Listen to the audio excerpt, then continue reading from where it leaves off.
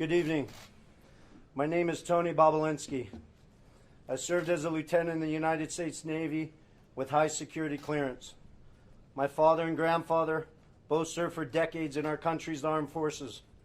Since leaving the Navy, I've been involved in various successful businesses, both in this country and abroad. I am making this statement to set the record straight about the involvement of the Biden family, Vice President Biden, his brother Jim Biden, and his son Hunter Biden, in dealings with the Chinese.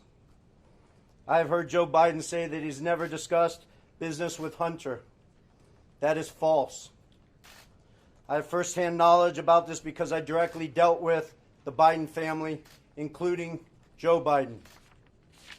I have also heard that Vice President Biden said on Tuesday that Senator Ron Johnson, the chair of the Senate Homeland Security Committee, should be ashamed for suggesting that Biden family sought to profit from their name.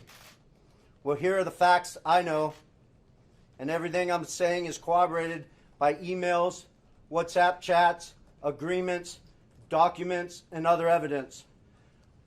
And the American people can judge for themselves. I brought, I guess, for record, 3 phones that spanned the years 2015 through 2018. These phones have never been held by anybody else besides myself. I was told this past Sunday by somebody who was also involved in this matter that if I went public this information, it would bury all of us, man. The Bidens included. I have no wish to bury anyone. I've never been political. The few contributions I have made have been to Democrats. But what I am is a patriot and a veteran.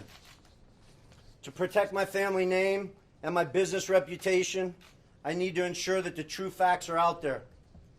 In late 2015, I was approached by James Gilliar, whom I had known for many years, about joining him in a deal which he said would involve the Chinese state-owned enterprise CEFC China Energy and what he called one of the most prominent families in the United States. I was informed first by Gilliar and then by Hunter Biden and by Rob Walker, who was working with the Bidens, that the Bidens wanted to form a new entity with CFC, which was to invest in infrastructure, real estate, and technology in the U.S. and around the world. And the entity would initially be capitalized with $10 million and then grow to billions of dollars of investment capital. After months of discussion, I agreed at Gilliar and Hunter Biden's request to become CEO of the entity to be called Sino-Hawk.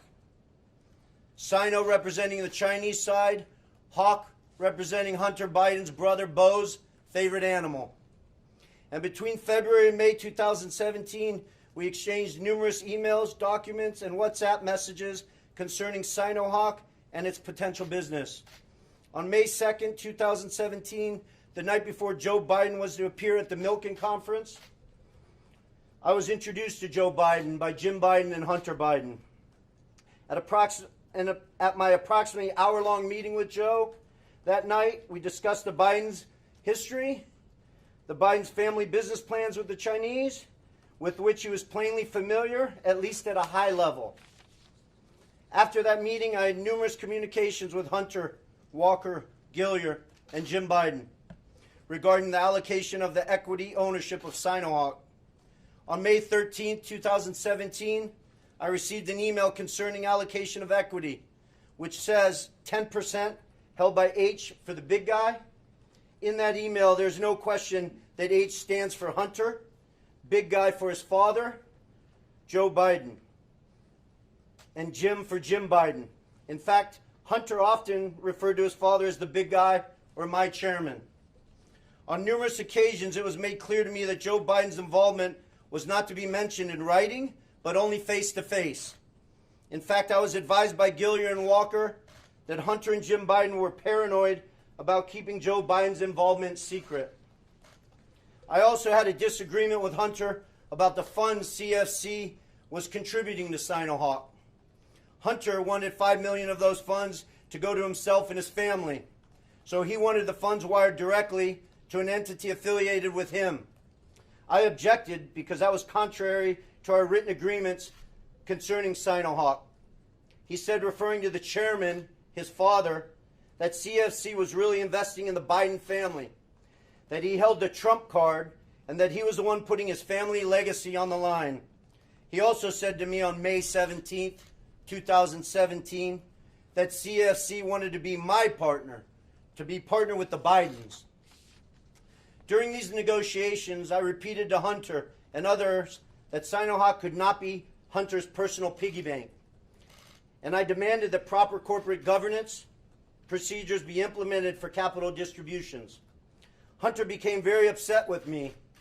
CFC through July 2017 was assuring me the funds would be transferred to Sino-Hawk, but they were never sent to our company. Instead, I found out from Senator Johnson's September report that the $5 million was sent in August 2017 to entities affiliated with Hunter. Tomorrow, I will be meeting with the Senate committee members concerning this matter, and I will be providing to the FBI the devices which contain the evidence corroborating what I have said. So I will not be taking any questions at this time.